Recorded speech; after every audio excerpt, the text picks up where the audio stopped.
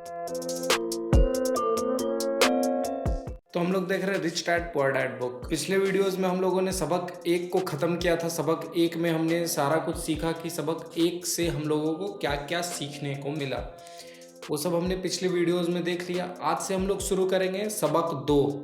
ये 6 सबक बताए हैं, मेन 6 सबक रिच डैड पुअर डैड में 6 सबक बताया गया है। 6 सबक को अलग अलग चैप्टर्स में डिवाइड कर दिया गया है, जिसमें काफ़ी सारी चीज़ें हम लोगों को सीखने को मिल रही है। तो पिछले वीडियो में सबक 1 हमने देखा, इस वीडियो में हम लोग सबक 2 देखेंगे। सबक 2 वाले इस चैप्टर का नाम है पैसे की समझ क्यों सिखाई जानी चाहिए। पैसे की समझ क्यों सिखाई जानी चाहिए, तो आइए देखते हैं क्यों सिखाई जानी चाहिए और इससे हम लोगों को क्या क्या सीखने को मिलता है, वो भी हम लोग देखते चले जाएंगे इन वीडियोस में। और ये चैप्टर्स काफ़ी लंबा होता है, इसलिए इसे थोड़े थोड़े छोटे छोटे टॉपिक्स में छोटे छोटे वीडियोस में बताने की कोशिश करूँगा और उससे हम लोगों को क्या सीखने को मिलता है ये हम लोग देखते हैं। इसमें सबसे पहले है कि 1990 में मेरे सबसे अच्छे दोस्त माइक ने अपने डैडी का लंबा चौड़ा कारोबार संभाल लिया है। सबक 1 में ये लोग बचपन की बातें हो रही थी। सबक 2 में इसमें बता रहे हैं कि क्या ये लोग कर रहे हैं, हमें इन सब चीज से क्या सीखने को मिलता है। आइए देखते हैं। कहते हैं कि 1990 में मेरे सबसे अच्छे दोस्त माइक ने अपने डैडी का लंबा चौड़ा कारोबार संभाल लिया है और उसे अपने डैडी से ज़्यादा कामयाबी मिल रही है। हम एक दूसरे से साल में 1-2 बार गोल्फ कोर्स पर मिलते हैं।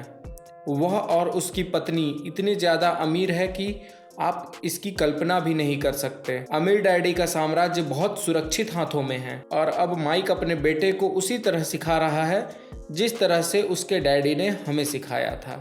ये लोग बड़े हो गए हैं और जो माइक था वो अपने अमीर डैडी, जो इनके अमीर डैडी है उनका बेटा था माइक, तो वो अपने पिताजी का जो भी कारोबार था, बिजनेस था, उसे संभाल रहा है और अपने बच्चे को भी ये सारी चीज़ सिखा रहा है जो अपने अमीर डैडी से सीखता है। अपने पिता से जो सीखा वो अपने बच्चे को सिखा रहा है माइक।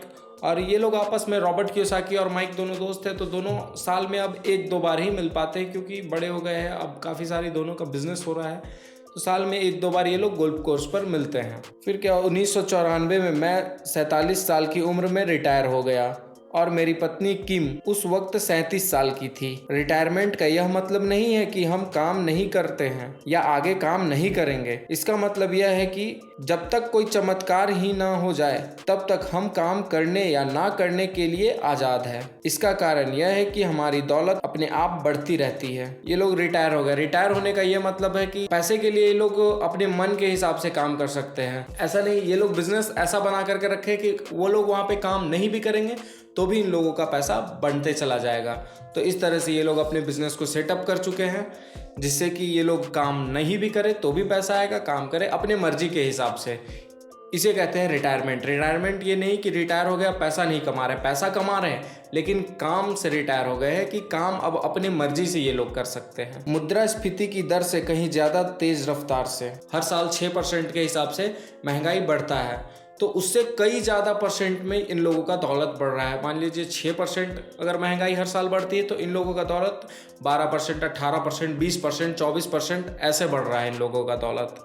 इस तरह से इन लोगों का पैसा महंगाई से काफ़ी तेज़ी से और काफ़ी ज़्यादा मात्रा में बढ़ते चले जा रहा है। इसलिए ये लोग आज़ाद हो चुके हैं अब पैसे के लिए काम करने से। मुझे लगता है कि आज़ादी इसी को कहते हैं। हमारी दौलत इतनी ज़्यादा है कि यह अपने आप बढ़ सकती है। यह पेड़ लगाने की तरह है, आप सालों तक इसे पानी देते हैं और एक दिन इसे आपकी ज़रूरत नहीं रह जाती। इसकी जड़ें ज़मीन में काफ़ी गहराई तक पहुंच जाती है। इसके बाद पेड़ आपके सुख के लिए छाया और फल देता है। ये हमें समझाना चाह रहे हैं कि ये एक पेड़ लगाने के जैसा है कि जैसे हम लोग कोई पौधा लगाते हैं तो शुरू में उसे हम लोग खाद पानी देख रेख करते हैं, उसे हर तरह से देख रेख करते हैं उस पौधे का। जब तक पानी देते हैं, जब तक वो बड़ा नहीं हो जाता है, बड़ा पेड़ नहीं बन जाता है, तब तक हम लोग उसमें पानी डालते रहते हैं, उसका ख्याल रखते हैं।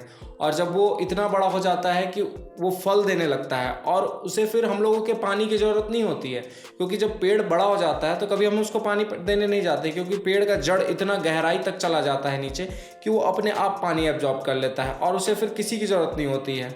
वो पेड़ खुद ब खुद अपना खाना बना लेता है और वो फल देना शुरू कर देता है हम लोगों को। तो उसी तरह अपना बिजनेस के लिए बता रहे हैं कि अपने बिजनेस को हम लोगों को ऐसे सेटअप बनाना चाहिए कि पेड़ लगाने के जैसा है। हमें शुरुआत में उस पर पूरा ध्यान से, पूरे फोकस से पूरा अच्छे से ख्याल रख करके अपना बिजनेस को करना चाहिए और बड़ा बनाना चाहिए। जब हमारा बिजनेस बड़ा हो जाता है, ऑटो पायलट मोड पे जब हमारा बिजनेस चला जाता है, तो वो हम लोगों को फिर उस पर काम करने की ज़रूरत नहीं पड़ती है। वो अपने आप हमें पैसा बना करके देने लगता है, रिटर्न देने लगता है। जैसे पेड़ फल देने लगता है, उसी तरह हमारा बिजनेस हमें रिटर्न में पैसा देने लगता है जब हम लोग वैसा सेटअप बना लेते हैं अपने बिजनेस का।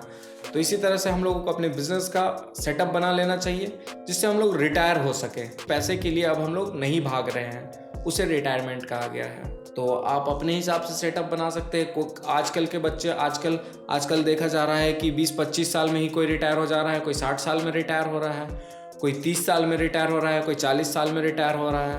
पैसे को लेकर के, जिसकी पैसे को लेकर के समझ अच्छी हो गई है, वो जल्दी ही रिटायर हो जाता है। पैसे के लिए काम करने से वो फिर अलग अलग फील्ड में और भी अच्छे तरीके से वो काम करता है। ऐसा नहीं कि वो सो जाता है, वो और अच्छे तरीके से अपने काम को करता है, ताकि वो अच्छा बड़ा पेड़ बने, अच्छा फलदार पेड़ बन सके उसका बिजनेस, और अच्छा फल दे सके। जिस तरह से हमें कोई पेड़ को हमेशा प्रोटेक्ट, फल वगैरह भी होता है तो उसे प्रोटेक्ट करना पड़ता है कीड़े मकोड़ों से, उस तरीके से हमारे बिजनेस को भी कभी कभी देख रेख करके उसे प्रोटेक्ट करना पड़ता है।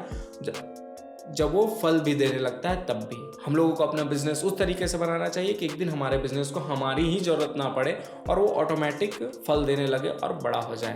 तो यही सब चीज़ें ये सिखाना चाह रहे हैं। तो इस वीडियो में और इस टॉपिक से हम लोगों को यही सीखने को मिलता है कि हम लोगों को कैसे अपने बिजनेस को सेटअप बनाना चाहिए, कैसे एक फलदार पेड़ की तरह बिजनेस सेटअप करना चाहिए। और अंत में कहते हैं, माइक ने साम्राज्य चलाने का विकल्प चुना और मैंने रिटायर होने का। माइक जो इनके फ्रेंड थे, वो साम्राज्य चलाते रहने का विकल्प चुनते हैं कि नहीं, मैं चलाते रहूँगा साम्राज्य, मतलब जो भी बिजनेस है उनका, उसे वो चलाते रहेंगे, उसके लिए काम करते रहेंगे और आगे बढ़ाते रहेंगे। ये सब चीज़ वो चुनते हैं। और ये रिटायर चुनते हैं कि मैं रिटायर होना चाहता हूँ, कि अब ज़्यादा काम के लिए ज़्यादा भाग दौड़ नहीं करना है, बस अलग अलग फील्ड में अच्छे अच्छे काम करते जाना है और हमारा पैसा ऐसा सेटअप बना देना है कि हमारा पैसा और पैसा बनाते रहे हमेशा, जब मैं उस पर इन्वॉल्व ना हूँ तब भी। तो ये दोनों अलग अलग विकल्प चुनते हैं, लेकिन दोनों खुश रहते हैं और काफ़ी पैसा कमाते हैं दोनों। ठीक है, तो नेक्स्ट वीडियो में आगे की बातें देखेंगे कि आगे और क्या बता रहे हैं और इससे हम लोगों को क्या सीखने को मिल रहा है। ठीक है, तब तक के लिए बने रहें।